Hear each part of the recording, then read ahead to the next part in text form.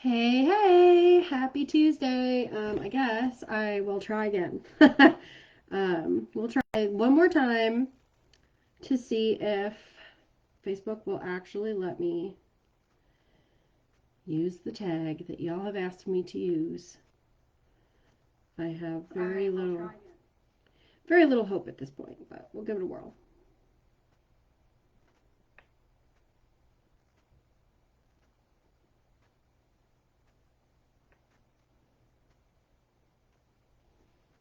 Yeah, they'll still only let me highlight. So I don't know what that's about, guys. Don't know what that's about. Anyway, hey! All right, so let's get into it. So today I want to talk about what's your horse trying to tell you? And I think we've maybe covered this a little bit before, but every time I do, it's a little bit different, right? And I know that there's new people here. So, hey, how are ya? How you doing? Welcome to Hope for the Hopeless Horse and also Tuesday Tales. These are my 20-minute trainings that we do every week. A little bit of something for you to help you help your horse. So, um, when our horses are trying to tell us something, there's two ways that we can kind of get the answer. And the first is through, well, I combine both of these things into intuitive assessment strategies, okay? But that's a big topic. We're not covering it in 20 minutes. There's no way. So when we break intuitive assessment strategies down, we have the intuitive energetic side, which we're not really going to get into here. If you're interested in that, I highly recommend you jump into Equine Alchemy. We just started another round of it yesterday, so now is the perfect time to jump in. And yeah, so I will put a link for that below. So I jump into that if you're interested in the intuitive side of things more so than what we're about to talk about, which is the visual, the body language aspect, the little signs that something is off that maybe you don't recognize. So again, this is a 20-minute training. I cannot possibly go into all of the things, right? Postural assessment is huge. If you haven't yet, I highly recommend you check out the featured section of this group where you will find a post about horse triage. And I will go through pictures of your horse and help you to see some postural weaknesses in your horse that kind of help us to figure out what's actually going on and how you can make a difference. So again, that's in the featured section. We can't really get into the depth of that today, but we're going to talk about some little things that you might notice that your horse is doing on a daily basis, or even just how they are, right? So first of all, I was just gonna say I can't see. It's not showing me comments. So if you're here, hey, but I can't respond to you. So I apologize. Um, anyways, when we look at our horses every day, we don't necessarily see small changes, and when we haven't trained our eyes, we certainly don't see the details the same way that someone like me sees the details, right? Like I'm at the point where I do not thoroughly enjoy going to horse shows anymore because when I show up to said horse shows, I see a lot of dysfunction that other people just don't see. People don't know, and when you don't know, you can't fix it, right? So I think there's a increase in awareness around things like pain face, around things like scrunched up noses and tension around the eyes and like triangle eyes with lots of wrinkles around them. And sometimes people notice like jaw tension and stiffness in movement, right? But what you guys don't necessarily see that I recognize quite frequently is a shift in weight bearing. And again, this can be very subtle, and it takes an eye to see it, right? A trained eye. And anybody can train this eye. You can build this skill. It's just a matter of putting effort into building the skill and practicing, right? So when I say weight bearing, there's a couple different aspects. In just standing still, sometimes we can literally see that a horse is putting more weight on one side. We can see the lean. One of the ways I see this lean is neck position, right? Is your horse's neck centered between their shoulders? And quite often it's not. Quite often it's set off to one side. And when it's set off to one side, we can then assess with feet, where's the weight going here, right? And so just think about it for a minute. You know, like what I'm doing right now is I've got one hand, or both hands rather, on my desk. And when I push my neck to one direction, the direction that my neck is going is actually the opposite to the hand that has more weight on it. So you can just kind of feel that for yourself, okay? So when the neck is going one way, the shoulder and the weight in the forelegs is going the other way. And the hind end, because I can feel it in where the weight is in my butt cheeks, is going the same way as the neck, which is the opposite way of the hand, right? So we can kind of follow that pattern of weight bearing. So, again, this is subtle, and that's just at a standstill, and it's probably not going to look like this, right? It might just look like this, and you might not notice it all the time. And yes, we have to take into account that when we're observing things, especially when we're using pictures, these are moments in time, and things shift and flow. And obviously, if your horse is about to pick up a leg to swat a fly, there's going to be a shift, and their neck is going to be thrown off, and they're going to be weight bearing on one side or the other to accommodate that movement, right? So there's a lot that goes into this in terms of like not just training your eye, but reading the context of the moment. And that is a whole other can of worms in skill, which is kind of where the intuitive side of assessment comes in, because we're not just using our eyes and our logic brain, but we're also using our emotional brain to pick up on context and subtle shifts in energy. Again, we don't have time to get into all of that. But, you know, some of the other things that you might notice is when we're looking at movement. And it's not just using our eyes to look at movement, okay? We're also going to use our ears when we assess movement. Because one of the things that you might notice, if you pay close attention, is that there's going to be a change in footfalls, in the way that your horse is moving. You might not see a drastic thing that's off, but you're like, something's not right and I can't put my finger on it right. So if you're walking your horse, it really doesn't matter where, but if you can do it on concrete, this helps a little bit.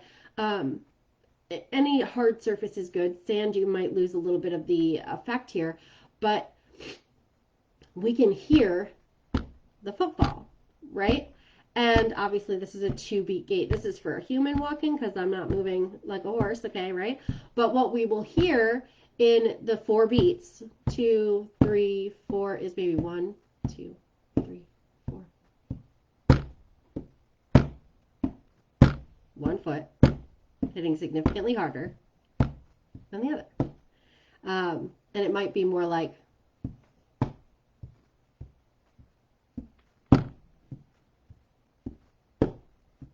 right? Might be just like one round in that, because it's, if we're walking, it's going to be 1 foot. It was kind of a trot the first time I did it, but you get what I'm saying. There's going to be a footfall that sounds more aggressive, that hits harder, that is louder. The other thing you might notice when you are listening and watching is that, and also it's easier to assess at a trot because that gait requires body balance. Okay, when we're dealing with the 2-beat gait, we are dealing with supposedly symmetrical motion. Okay, when we're dealing with a 4-beat gait or 3-beat gait, we're not going to get that same balance to the whole body movement because we've got individual limb movements and an odd number of limb movement patterns when we're dealing with 3-beat gaits. Okay, so trot is ideal because we've got that nice balance. But the other thing that you might notice, aside from one beat of the gait hitting harder than the others, is that the rhythm isn't right, right? So we expect a 2-beat gait to be, we're trotting along really fast. It's a fast trot. Might be a pony trot. But it might be not that rhythm. It might be, I don't even think I could mimic it with my hands, but your trot isn't going to have that balanced sound if the movement isn't balanced, right?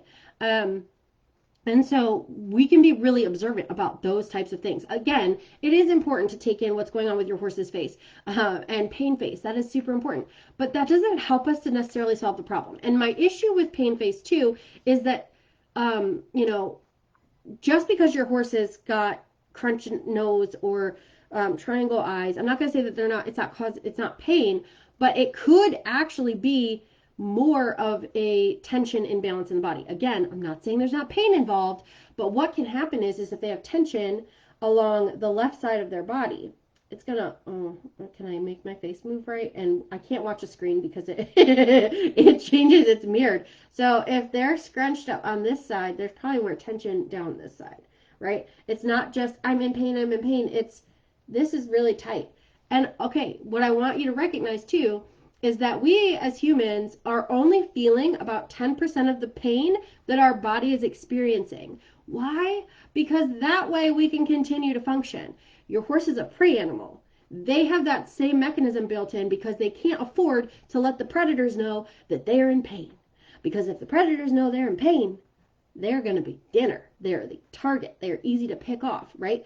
So sometimes it's not necessarily pain face, but it's showing us that there's imbalance in the body, right? Just think about, like, we all carry so much tension.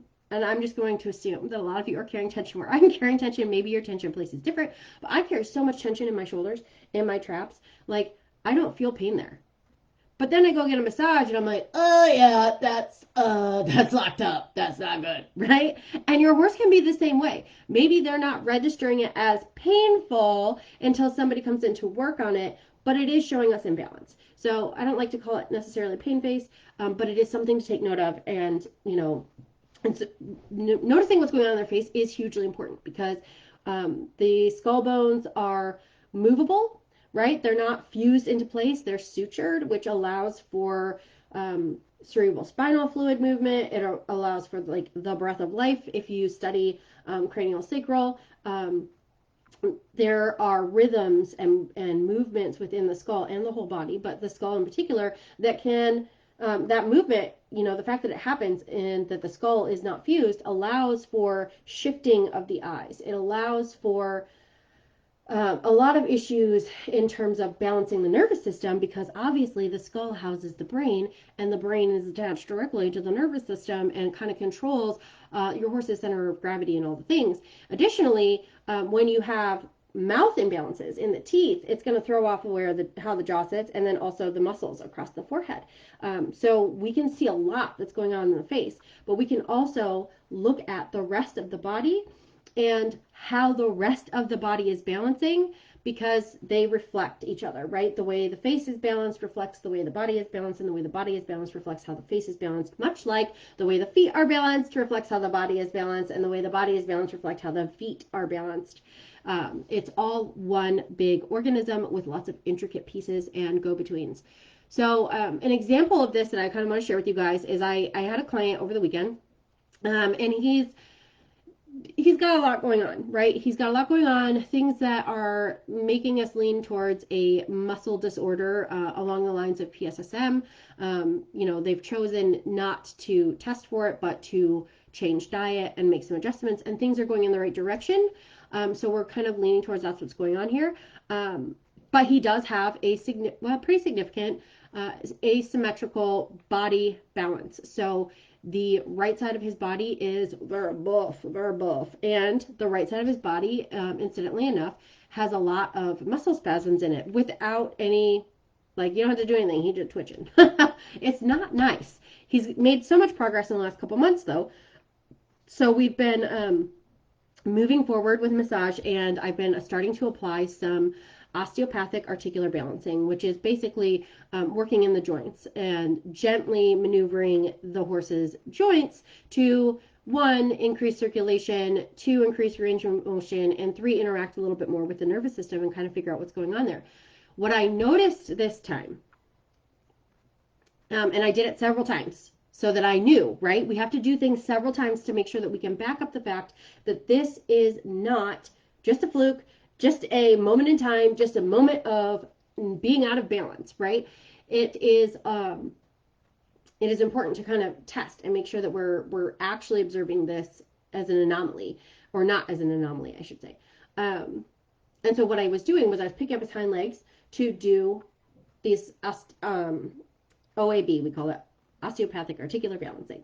And what that basically is I'm just doing range of motion with his hind legs, okay? And I did it on the left side, and his right leg remained planted, and he seemed very confident and very stable as I worked through the motions with him. When I made my way around, okay, we did the front legs and we come back to the opposite hind leg, so we're now on the right side. I picked up that right leg. And what I noticed, like the first time I picked it up, he like did a couple hops on that left leg. And I was like, that's interesting. And then the next thing I noticed is that when I pick up this right leg, his left hind is more medial. It's more in the center of his body. It's more under his center line. And most of his weight is being placed on the outside of the left hind. So he's kind of like trying to balance for me, which this whole thing where he's not balancing on the left hind while I hold up the right hind is directly impacting his ability to balance while I work through this joint mobility, which also means there's extra tension in the muscles that would be involved in this kind of mobility because he's trying to balance. He's like, you can't take my leg that way because I'm going to fall over because I'm putting all my weight on the outside of my opposite hind leg.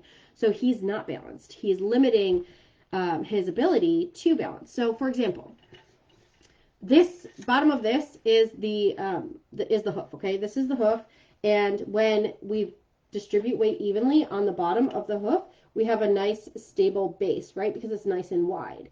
The way he was standing was coming more center of his body and putting the weight on that outside, okay? Which is the only thing, like my hand is, we're working here on our visual, so that my hand represents this open space, represents the inside of the hoof, and my hand is still the floor. We're going to pretend there's floor over here, but this is a good representation of the fact that he's not using what is under that part of his foot. You see how we're a lot more wobbly here? Because he's putting all of this weight on the outside. So that means that the top of his body is leaning that way. And when I pick up the opposite foot and try to move it, it creates the tip, right? So he doesn't have the balance to maintain that. What that tells me is that there is a disconnect in his nervous system about where his center line of balance is in his body, and that his left side isn't as neurologically sound and functional as the right side, which makes sense because the right side is overdeveloped. He's been using it for a long time. So now we're getting to the point in our massages where we're seeing exactly what's going on, which gives us the opportunity to actually tap in and solve the problem, right? This is going to take some nervous system engagement and proprioception work and starting over and teaching him and building up the muscles on that left side and allowing the right side to relax and stretch and gain that range of motion. So, that being said, this particular horse, you know, as usually happens, people call me and they're at the end of their rope. This horse has had a long history of bad accidents that had no one had any control over, and you know, they're at the point where they want him to feel better. And they want to be able to continue using him. He's not very old. He's like 7 or 8 years old. He's very young for the amount of trauma this poor horse has been through. Again, it's nobody's fault. He's had some fluke accidents. But one of those accidents was head trauma. And that is a huge reason to really be looking into the neurological side of the condition and wondering, too, how much that neurological side is impacting the metabolic responses in his body, creating the muscle tension and the muscle spasms and potentially PSSM. Again, he doesn't necessarily have it in his genetic line, so they didn't test for it. We're working around trying to figure out what's going on through diet, which, you know, is a little bit of a thing where we're kind of taking our time to get through it. But for the owner to be able to now have a horse that has much less spasms, is clearly more comfortable, and we're starting to get to the bottom of what's actually going on, this gives her peace of mind and the ability to make better decisions for how to move forward with her horse, right? Because when you're at that point where you just don't know what to do, you don't know if you can help this horse, you don't know if they're ever going to come back from this. When we're at that point, we have no hope, right? So basically when she heard of me through another client, and I came out, she was like, okay, there's hope. There's apparently something that we might be able to do here. And now we're We're 3 sessions out. That's all we've done is 3 sessions. And we did them much slower than I normally would because of this horse's history. And she's much more confident in the fact that he is going to heal and that she's going to be able to use him the way that she wanted to and to be able to continue a relationship with him because they are very connected as a partnership. And I think we all know what that's like to sit through and watch our horses suffer when we would really just rather help them, right? So obviously I can't go through, and we're out of time already. I can't teach you guys everything. I can't teach you the whole assessment process in 20 minutes, or definitely not even how we're going to move forward with this case. But that is why I put together the Intuitive Equine Bodywork Certification Program. This is for horsewomen who really want to impact change in horses and for the owners of horses, right? And this program is very in-depth. It's going to take you a year plus to get through. It is done at your own pace. There are no live recording, like you have to show up at certain times. It's just you going through, learning the material, asking questions when you have them, and then applying what you know through case studies and getting feedback and scheduling live calls with me one-on-one when you have the time. This certification program now also comes with 2 VIP days where you get to come out and hang out with me, and we create what it is that you need to learn. So if that means that we practice massage sessions, you need more help with your technique, then we do that. If this means you want to shadow me for a day and go out and see clients and see what that's like and how to apply it, then we do that. If you want to brainstorm about your business, then we absolutely spend time on that. You know, this program also comes with the Keys to the Kingdom Grow Your Therapy Business program, because it's teaching you exactly what I did to grow my business, to ditch my 9-to-5 and triple my weekly salary in my first 8 days of being full-time. This program is set up for you to have success and to create a very strong business in a short amount of time. However, if you don't want a business, that's okay, because what the business really helps us to do is to create results and impact in the lives of horses. And if that's what you're in for, that's what this program is all about. We come at it from multiple different angles. We talk about the intuitive side of things, the energy work side of things, in addition to all of the anatomy and massage techniques and actually solving problems and creating rehab solutions for horses, because at the end of the day, it's always going to be about serving the horse and helping the horse to live their best life. And, you know, a nice bonus of that is also helping people, helping people to create relationships with their horses and getting to continue to have a strong bond with their horse for many years to come, even after injury, even after trauma, even after everything looked hopeless for a period of time. Because it's never hopeless. We just get to keep going until we restore the hope. So, all right, guys, happy Tuesday. I will see you I will see you tomorrow. We'll do Tuesday Tales next week, obviously. But tomorrow, full moon card pull. So I'll see you guys for that tomorrow evening. There is an event in the group with the time on it, so you can see the event. If you RSVP, it'll show the time in your time zone. So, all right, you guys, get out there, do fun pony shit, and I will chat with you later.